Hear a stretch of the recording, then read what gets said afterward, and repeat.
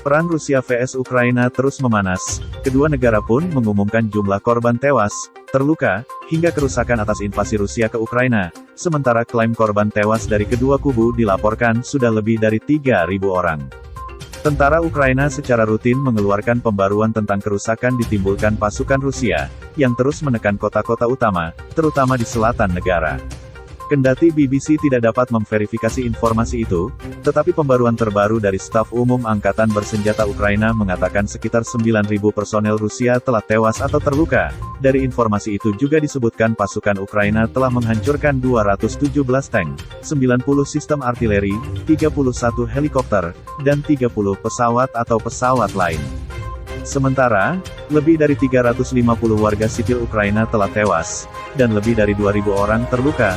Menurut layanan darurat Ukraina, ratusan bangunan termasuk fasilitas transportasi, rumah sakit, taman kanak-kanak dan rumah telah hancur. Sementara itu, Rusia kemarin untuk pertama kalinya memberikan angka spesifik untuk korban pasukannya di Ukraina, sebanyak 498 tentara Rusia tewas, dan hampir 1.600 terluka.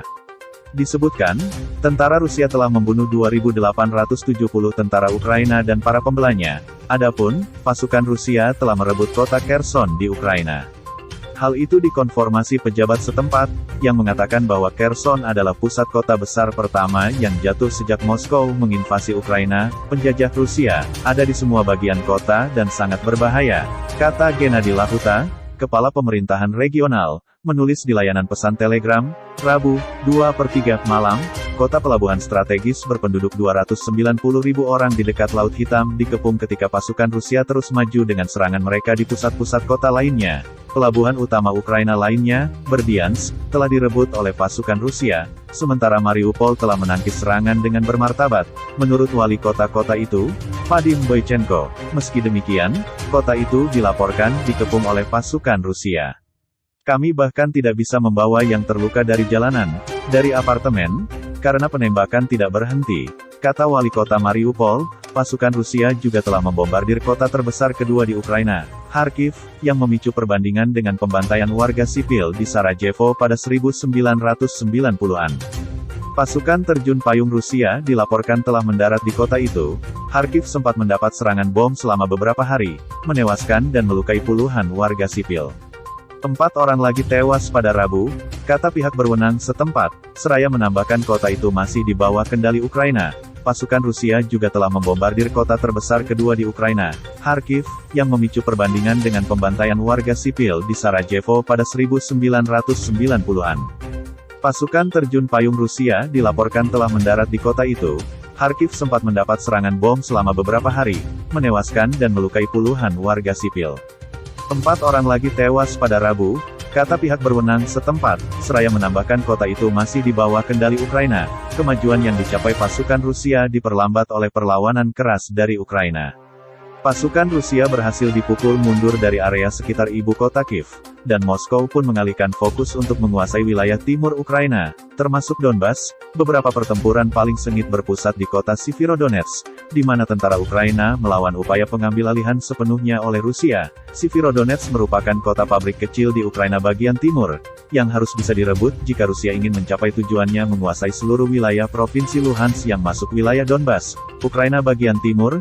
Lebih lanjut, Gaidai mengklaim pasukan Rusia berhasil dipukul mundur sebesar 20%, padahal sebelum situasinya sulit, persentasenya, dikuasai oleh Rusia, mencapai sekitar 70%.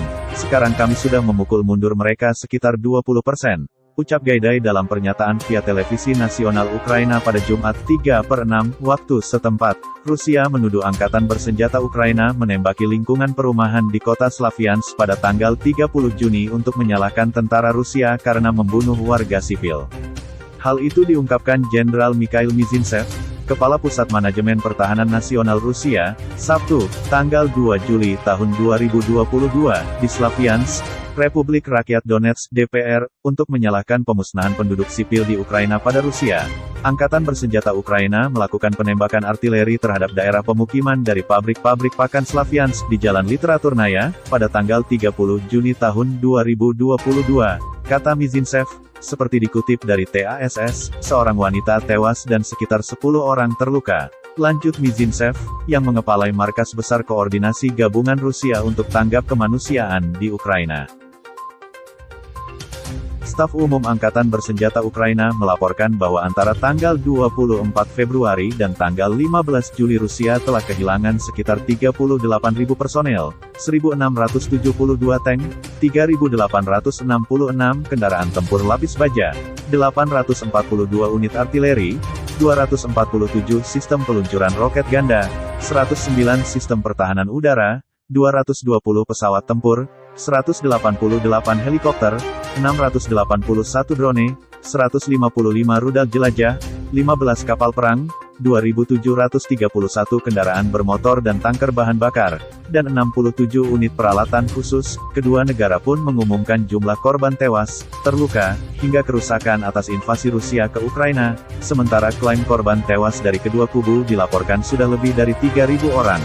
Kendati BBC tidak dapat memverifikasi informasi itu. Tetapi pembaruan terbaru dari Staf Umum Angkatan Bersenjata Ukraina mengatakan sekitar 9.000 personel Rusia telah tewas atau terluka.